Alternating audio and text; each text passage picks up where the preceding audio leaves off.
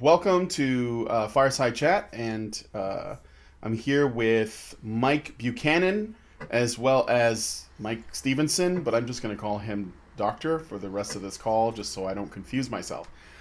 And Mike is you're organizing the ICMI this year. Am I correct about that? Yes, with a Voice for Men. It's in association with the Voice for Men, so we've kept in pretty close touch with some key people at AVFM, including Paul Elam.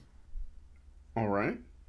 And let's learn a little bit about who you are and what you do and why you are involved with this. So, um, tell me about the Justice for Men and Boys. It's a political party that you are starting up. Is that correct? It is. We launched back in February 2013, so a little over 3 years ago now. And to my constant surprise, we remain the only political party in the English-speaking world campaigning for the human rights of men and boys, Really? which are assaulted in so many areas. In our 2015 General Election Manifesto, we outlined 20 areas where the human rights of men and boys are assaulted by the actions and inactions of the state, almost always, but not always, but almost always to advantage women and girls. And there isn't in the UK in 2016 a single area where the human rights of women and girls specifically are assaulted by the state. Oh, that's very interesting. And so in the United States, and that's where a large percentage of our listeners are from. The idea of a political party called Justice for Men and Boys is a bit odd to us because most of us are only aware of a two-party system. In many Yes. ways, neither of which is really interested in the justice for men and boys. No, no. So, how does your political party fit into the kind of party system that you have in the UK? And where do you find, like, is there similarities or to other parties? Like, where does it sit in this sort of dynamic? Yes, there's no one quite like us. The major parties are almost universally anti-male. The only exception, if you look at the House of Commons, we have 650 MPs, and there is only one MP who ever talks out on men's or boys' issues. His name's Philip Davis, and he'll be speaking at the conference in London. I'm very pleased to say, on the justice gender gap, and he first came to people's notice when The debacle with Jess Phillips. well, Yes, we no, remember it no, no. well. He first came to people's attention some 3 or 4 years before that. Well, as I say, he's a Conservative MP, and he was outraged because he kept on hearing that women are very badly done by in the criminal justice system in terms of sentencing and so on. So being an independent kind of guy, independently minded kind of guy, he looked into it and he found the truth was the exact opposite. Men are far more harshly treated by the criminal justice system in just every respect. And there was a piece by William Collins, who's just an extraordinary British blogger, and he calculated that if in the UK, if men were sentenced with the same leniency as women, 5 out of 6 men in British prisons wouldn't be there. Wow. And it's a similar situation, I think, in the States. I've seen some analysis in the States which shows, so men are more readily sentenced to prison. They serve longer sentences, and the whole the whole shooting match. So the current Prime Minister, David Cameron, is a feminist. I mean, he might deny it on occasion, but everything he does kind of points in that direction. And in 2009, he announced his intention to introduce all women shortlists to the Conservative Party, which, as you can imagine, went down not very well. All women shortlists. All women shortlists. The Labour Party, the major left wing party, has for quite some years now had all women shortlists. So, in some constituencies, you can only become an MP to become a candidate if you have the right genitals. It's as simple as that. That sounds like the Justin Trudeau method of Oh, bringing people on board. I think it was Labour who introduced the Minister for Women, wasn't it? And, it was with so sort of turned it into the Minister for Women and Equality, which is yeah. a weird enough term by itself, but No. I suppose it's a step in some direction. And the first Minister for Women was, of course, the odious Harriet Harman MP. Lovely woman, lovely. Yes. I won't have a word said against her. So that was 1997. I mean, 19 years ago now. But we still, with a conservative government, we still have a Minister for Women and Equalities, Nicky Morgan, and the damn woman is also the Minister for Education. And here we've had in the UK a war on boys and young men for almost 30 years. And the Department for Education doesn't give a damn. It's part of the problem. It's not part of the solution. They do not recognise the underachievement of males as anything to worry about, anything to invest in. They are utterly disinterested in the issue. Yes, we actually did a show where we looked at an article where it was done by The Guardian. And so you know that it's real news, and a woman wrote a piece about how boys were faring in the UK education system, and she said, "But why do I care?" And she was concerned that because it was all about funding, and her concern was that if the schools and boys got some of the funding to, help them. In the education system, it may create imbalances or injustices in the future, even though girls are outperforming, and she actually admitted as such in her article. But I think that she feels like that's better than boys perhaps catching up and... Well, indeed. I mean, funding must never go towards males, must it? No. In any situation. We have in the UK a male-female suicide differential of 3.5 to 1. It's more than doubled in 30 years. And the government is spending £1.5 million on 6 studies, 6 research studies on suicide. None of them are tasked to look at male suicide specifically, although it clearly is a gendered issue.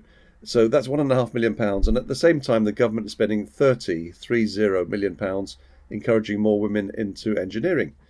So any woman who does the 1-year MSc course on engineering at Brunel University today gets given £23,000. What's that? $35,000, I guess. That is denied to her male colleagues. I noticed that we're looking at you. It sounds like there are no. You were saying that there are. The idea of justice for boys is something that apparently is some kind of aberration in the politics and likely also the culture. Do you find your largest opposition to be political lobbying feminists, or is it more coming from the perhaps traditionalists that are less interested in necessarily caring for boys, but more interested in them sort of manning up and taking responsibilities as men? Where do you find more of this resistance coming from? We almost never hear from feminists, interestingly enough. I mean, every month we produce or hand out a Lying Feminist of the Month award, and a Toxic Feminist of the Month awards, and so on. And the mainstream media never pick up on this. So here we have major prominent feminists, and we have our political party saying this woman lied.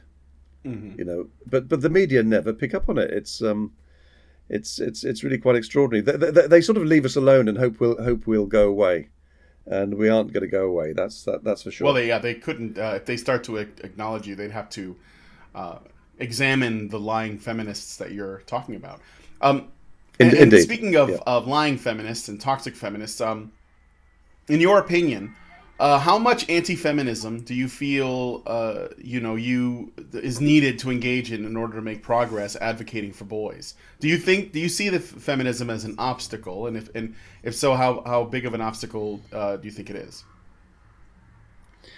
Well, I mean, it hardly needs saying in this company, but it is a female supremacy movement. So of course, it's always a problem for men and boys. In the 20 areas that we refer to in our manifesto, probably 17 or 18 of those areas, feminists have made the world worse for men and boys, and that's acting through the state. And it's the reason, we're probably spending less time than we used to on attacking feminism, and spending more time on practical things. The easiest battle against feminism is to frustrate it politically, and I think that's just it is just a small challenge in comparison with the, if you like, the cultural narrative challenge as important as that is. I mean that's when people are going to notice, who are these, what's this little party that all of a sudden has become the kingmakers in the UK, and I think that's very doable. All right. Is there a difference between, because I think this is important to point out, because again our audience is mostly people from the US, and I want to know, like, for example, in Canada they have a Conservative Party, but their Conservative Party is not as conservative as our Conservative Party. So I guess do you know how the conservative parties of the UK compare to the way they are in the US, just so that people have an idea of what we're looking at? And they're less conservative than yours, but still more conservative than Canada. Basically, we're halfway between the two. Okay, all right. Yeah, I mean, and particularly under David Cameron. I mean, as I say, the man is a feminist. He has shifted the party a lot to the centre ground from the right. And he is utterly loathed by traditional party members, and he in turn utterly loathes them. Okay. But I mean, there's a strong parallel with Tony Blair, who was never a socialist but led the Labour Party to 3 election victories. So here we have somebody leading the Conservative Party who is not conservative. He would be regarded in the States, at least, I think, as a card-carrying liberal. Mm-hmm. All right. Yeah, that sounds about right. Okay, so you wrote some books dealing with militant feminism or your concerns with it.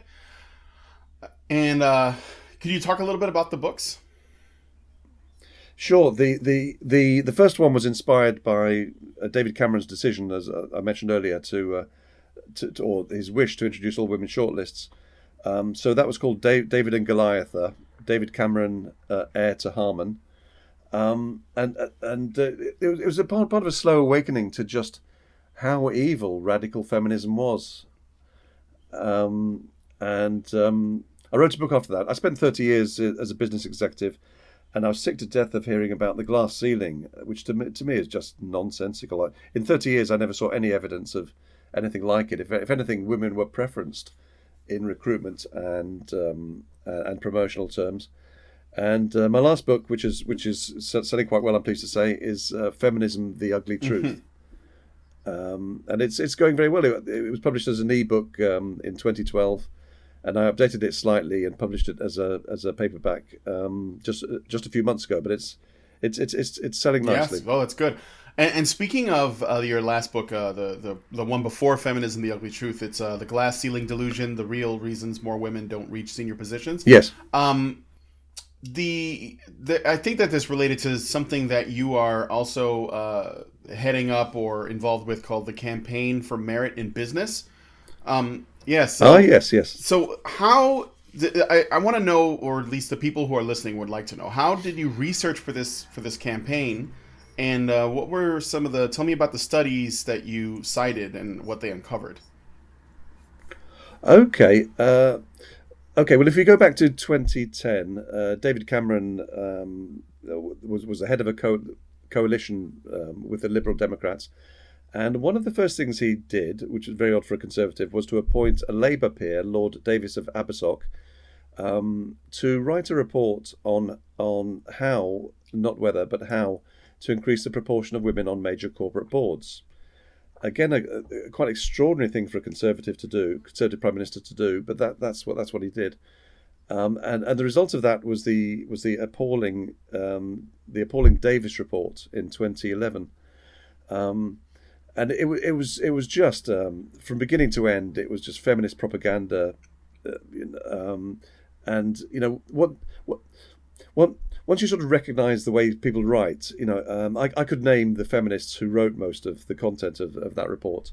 But they had wonderful things like, for example, in the executive summary, there was a line that said something like, research studies show that when companies employ more women on their boards, corporate performance improves. And there was a reference one, and you looked at the bottom of the page, and against reference one there was a blank. So they clearly had a predetermined conclusion, but they couldn't find any damn evidence to support it. Which is usually the way. And in 2012, I was getting more and more fed up of this, and more and more studies, more and more longitudinal studies were coming along that said that when you increase the proportion of women on corporate boards, corporate performance declines. Really? Yeah, and it's so the sort of David Cameron, the Prime Minister, the Business Secretary Vince Cable, and so on were saying at that time that there's clear evidence of a link between more women on boards and corporate performance. And if you actually look at the data, it would appear that there was some substantiation to that. So there is a correlation between the proportion of women on boards and performance. Financial performance, but it's not a causal link. What actually happens is that companies that are trading strongly can more easily afford to indulge in social engineering programs, such as having more women on their boards. But when you look at longitudinal studies, the only sort that can show you a causal link, they all, to the best of my knowledge anyway, they all clearly show that when you appoint more women onto your boards, financial performance declines. And so I presented that evidence to House of Commons and House of Lords inquiries in 2012, and it made no difference. None of the peers or MPs argued with it. There must have been 50 witnesses at each inquiry. None of them had any evidence that putting more women onto boards improved performance. But that was the government's direction of travel then, and it remains so to this day. Absolutely insane. So after about a year of running Campaign for Merit in Business, I thought, all this banging my head against the wall, it's given me a bit of a headache. This, I can't carry on doing this. What's the alternative? And then the idea came out of the blue to form a political party, and then I thought, well, I'm hardly going to confine it to women on boards, a subject that doesn't interest too many people. So then we came up with our 20 areas. But it's a campaign that I still follow. That I still manage, and I write letters, and so on and so forth. But the media don't pick up on it, even though the government is currently threatening the FTSE 350, the biggest 350 publicly listed companies in the country, with gender legislation if they don't have a third of their directors female by 2020, and they're all recruiting to hit that target. It is, the business community is spineless, absolutely spineless. Those are really interesting findings. I know that if I just link your website in the low bar, they should be able to find a lot of this information through that. Okay. Oh yes. People are asking us for citations and stuff. Okay, so we're gonna be a little bit more lax now. I saw you were on an episode of a popular BBC show called The Big Questions, and oh yes. Can you tell me about a little bit about that? I only we don't have that show here in the States, so I find episodes of it on YouTube, and a lot of people do that are Americans that watch. Try to catch programs like that. That's where they find it as well, I think. And there's right there. Well, I don't. You know what? I'm gonna let you talk about it because I find that it tries to discuss what they call big questions, but it doesn't seem like it makes a lot of progress. So, tell us about what your episode of the Big Questions was about and what happened. Gosh, that's going back. That's going back a bit, to be honest. I'd rather talk, if I may, about the BBC in general. Yeah, why don't you tell us about the BBC in Um, general? You have a beef with them? oh, oh my God. Do I have a beef? Yeah, they are just appalling. But they are the state broadcaster, so you would expect them to follow what their political masters demand. Whether it tends to be very left wing, but for all that, but no, they are truly astonishing. We had about we've probably had over 100 appearances on BBC radio or TV, but they're almost always limited to fairly small issues. So, for example, tomorrow morning I'll be speaking on BBC Radio Scotland about a decision by Muirfield Golf Course to continue refusing women members. So it's kind of like, yes, it's kind of a fairly interesting little story, but No. it's not too big. But if you if you compare us with their behaviour towards us at the general election was particularly vile. We only had two candidates, myself and a guy called Ray Barry. Now the BBC run Radio Hustings in the week or two before the general election. Ray Barry wasn't even informed of the hustings in his constituency. He only learnt about it the next day. And in my case, they informed me a day or two beforehand that they'd invited an all-female audience who would be asking mainly questions about women's issues. Fairly astonishing, I think. I mean, I was up against the Shadow Minister for Women and Equalities. But they were totally shameless. So whenever the microphone was near me, I would take the opportunity to raise men's issues, such as, I don't know, male genital mutilation, for example, and the microphone quickly disappeared. Whenever they do any gendered issues, any programs, it is always feminist friendly. And they'll present people like Roosh V as being sort of mainstream MRAs. It's incredibly cynical. The other thing I wanted to mention was the Women's Equality Party. Now, isn't that just a wonderful title, Women's Equality? And so, of course, there are no areas in which women are disadvantaged, women and girls in the UK. So, of course, what else could they be after but more privileging? And of course, that's exactly what they're going for. You guys have sexist air conditioning too, don't you? Because we do. Indeed. But the BBC coverage of them is extraordinary, absolutely extraordinary. They're on the big programs regularly. That they are never challenged. It's the BBC at their absolute worst. Yeah.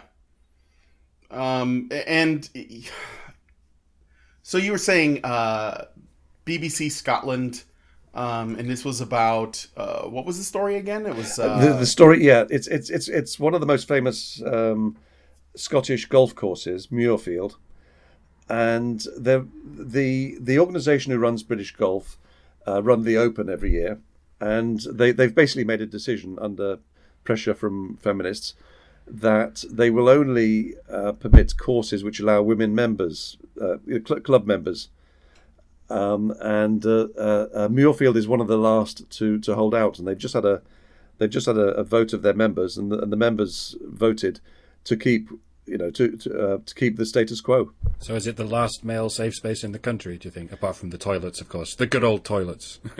It's very close to it. I mean, Nicola Sturgeon, the Scottish First Minister, predictably said that it was indefensible. This is 2016. It's indefensible.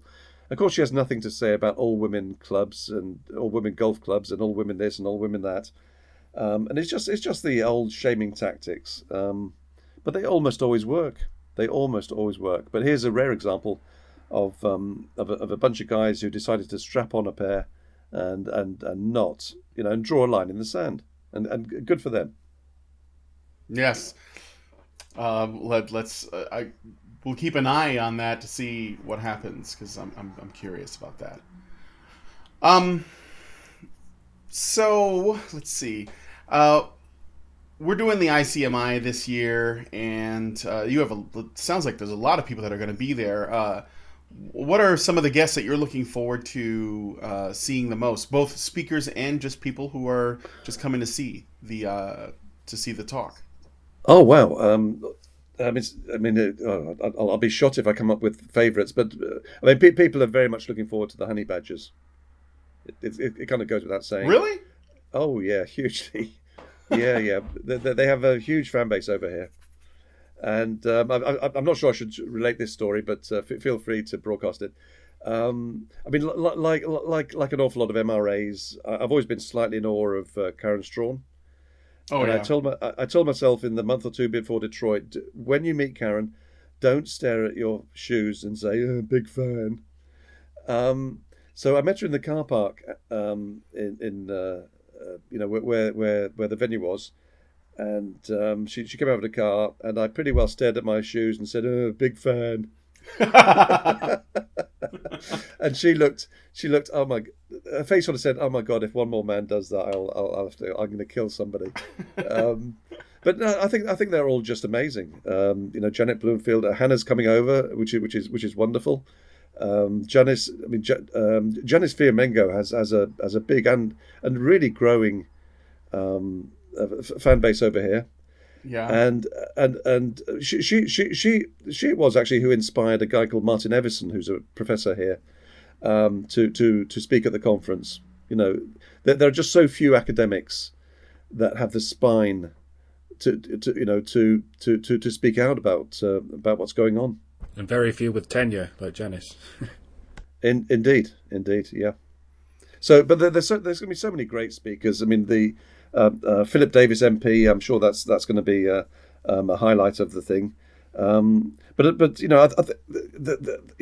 we have speakers from India, Norway, Germany, and so on. So I'm really looking forward to hearing examples of practical activism. As to what works and what doesn't work in many countries. Because somebody told me a while ago that India is probably years ahead of anywhere in the world in terms of practical activism, and it's not something that I know too much about. Yeah, actually, we had Jyoti Tiwari, who is an Indian men's rights activist, and she has said that they've made a good deal of progress. I've seen ad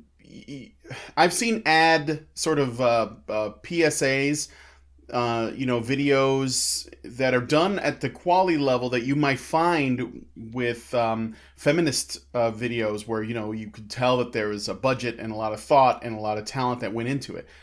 And I've seen that for men's rights issues in India, so they are doing really well there. I mean, they're just getting off the ground at this point still in terms of the progress, but they're being heard and people are starting to listen, and it is working. No, indeed. So, no, I think that's pretty exciting. Now, we only have until the Sunday, 12 o'clock GMT on Sunday, the 5th of June, is the deadline for ordering tickets, which is not far off now. And our current prediction is that the tickets will sell out before the deadline. So I really would urge people to book as soon as possible. We have a very strict limit in the conference room, and and we cannot go above it. Full stop. So there's, I just know as soon as we sell out, I'll get emails from people asking, "Oh, come on, you can surely come up with one," and the answer will be, "No, we can't come up with one." Yeah, I actually think it's amazing value for 3 days. 22 speakers. We have pretty heavy costs. And I think £265 is really quite astonishing value, to be honest. And of course, I totally sympathise with people who can't afford that, and for many people, the travel and accommodation. But I really don't think you can have something of that size in such a good location for anything less than that. I think it's a going rate for a 3-day festival at this point. Yeah, it used to be a lot less, but it inflates along with everything else. Should we clarify the rules on photography? Apparently, still photography is allowed, but only still. Is that right? Yes. Now, still photography we're allowing in the conference room throughout the conference, but we are asking that people during presentations, to show some respect to the speakers and only take photographs from a seated position, and to please turn off their flash. I know we'll still get some flashes anyway, but it could be a little bit disruptive. But the thing we're not permitting is any sort of video recording images, whether on cell phones or otherwise. But we're actually very close to having the money to book a large breakout room, which will also be useful for a bunch of other things. And so people are going to be able to sort of video record in there, and we expect that's where people are going to be doing interviews and so on. This sounds like it's going to be bigger than previous ICMIs. Is that right? Not only do you have over 20 speakers, but there are also going to be big YouTube content creators that are just going to show up. Like Sargon is going to be there, and Spinosaurus Kin. I'm a big fan of his, and good fella and stuff. Yep. So, am I correct in assuming that? It sounds like it's bigger than Detroit for sure. I'm not sure the numbers. I mean, we're coming close towards the maximum now, but I think it's kind of similar. I think we probably have more speakers and more international speakers. I think, and I think also, I mean, perhaps because London's a fairly easier destination to get to, we have people coming from 16 countries, which I think is more. I suspect is more than Detroit. Yeah, I think so too, and yeah, I think that London does have geographical privilege of just being in this place. It's easier to get to for people from the further east countries. So yeah, and it's an amazing venue. It's the number one exhibitions and conference center in the capital. And it is, we've done a promotional video. Not it's not the most professional thing in the world, but it's on the website icmi16.wordpress.com if people want to go in there, and there's details of everything that you want to know about the conference, how to get there, hotels, printed shirts, all the important stuff. Oh, that's super important. Buttons, printed people shirts. Have to get their printed shirts, of course, because they aren't going to be on sale at the conference, so people are going to have to order them quite soon. All right. One other thing I was just wondering about. Do you expect or anticipate that there may be, I don't know, any resistance or protests or anything like that? I don't know how people treat MRAs in the UK, but just curious, because there were some issues in Detroit and obviously in Canada when people have tried to speak Genesvian Mango and Warren Farrell and things like that. It's a very good question. It's one I'm asked quite a lot. There isn't a track record in the UK of things being disrupted, and so for example, I mean, just a few days ago, I did a blog piece saying that a few of us were going to be at Speaker's Corner in Hyde Park, which is a world famous venue for free speech, and we sort of expected some hostile feminists to come along, but didn't have any. I've spoken in various places and said publicly where I'm going to be, and we've had protests against MGM in both Muslim and Jewish areas. Again, never had anybody turn up. Never had much hostility, to be honest with you. But as far as the conference is concerned, we aren't expecting problems. We have 22 speakers, including 5 women and an MP. So, I mean, would it really be smart for feminists to come along with loud hailers, or it would just be it would draw attention to a conference that it probably wouldn't be very smart for them to draw attention to. But who knows? It's possible. So we obviously have contingency plans. If there are problems. Yes. And perhaps if they do draw attention, well, this could be an example of, any coverage is good coverage, or any attention is good attention, kind of thing. Indeed. Well, I mean, we do entertain the fantasy that Big Red will turn up. Don't we all? Is the press going to be there? Is there going to be much in the way of press presence? We have some press, and we have a press conference scheduled. But I think it was the experience in Detroit that they kind of wake up a couple of weeks before the event. We'll see what happens. If you have the press, will it just be BBC, or do you guys have other options? I don't even.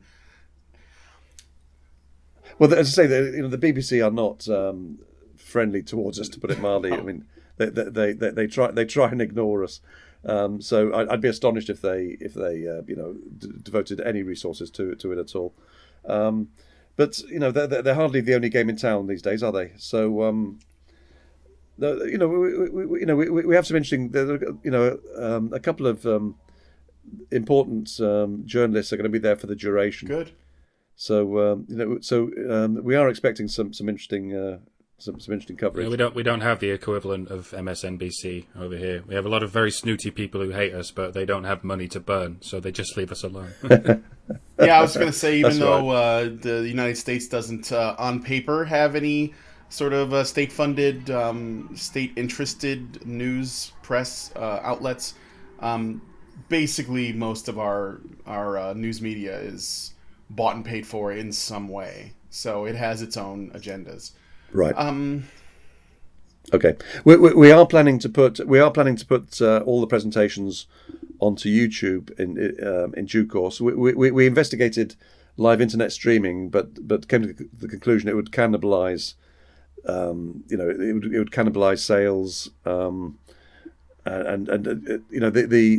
the costs of it and the technicality, the difficulty. It was just something that I can see happening in future, but not just yet. That would be good to release at some point later for those of us who wouldn't be able to make it out. But I am very, very much looking forward to meeting everyone that's going to be there. It's really exciting for me personally, and it'd be good to hang out with Dr. Ranrikam again, but in the very pleasant and sunny London.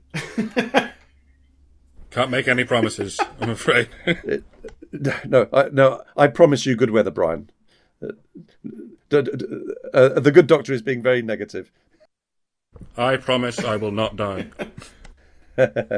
And just to go back to the point about video recording, Hannah Wallen and others are taking video footage. So we hope at some point, in future there'll be like an official video of the event. And of course, a lot of the most enjoyable stuff happens not it's not in listening to the speakers, but it's in the socializing afterwards and during the conference. So we're hoping for we're hoping people are just do not try to outdrink Karen. She will win and she will be sober. So okay, I promise I won't do that. Okay, yeah. So I guess that's it. I don't have any. Is there anything, Dr. Ranrikam, that you wanted to ask or say of Mike before I wrap it up? And then I'll ask Mike if he has any final thoughts or questions. Well, we got a couple of things in. Mike's got 5 minutes before another phone call, so wrap it up. All right. Mike, I want to thank you for taking time to talk to us. And if you have any, if you have a recommendation of someone that I should interview next for, as we head towards the ICMI, who would you suggest that it be? I spoke to Erin and she made a suggestion last time. So what would you suggest? I think Herbert Purdy would be very worth very worth interviewing. Yeah, he's got a book coming out not long before the conference on feminism, and it's a tour de force, quite frankly. It's he's put together so much material about the history of feminism, and the history and more, which is just not in one place at the moment. You'd really have to look far and wide, to get that. So I think it's going to be an important book, and he has a lot. He really does. He understands the history of feminism. I think probably like nobody else. No, that's a big claim. He knows a lot. He knows a lot about the history of feminism. All right. Well, I will definitely look him up and send him a message. Thank you again, Mike, and thank you, Mike, for joining me on this call. Thank you. So, guys that are listening to the show, we look forward to your comments and any questions. Are you going to be at ICMI this year? And we will look out for you as well. And we're also, the Honey Badgers are going to be doing some recording with Antonio, who does our really high-end, recording videos. So this will be sort of, put into the annals of Badger history because we want to hold on to these events. They're very important. So All right, so send us an email, topic@badgerpod.com, and also don't forget to keep us alive and well-fed with patreon.com/honeybadgerradio, and we will talk to you next time.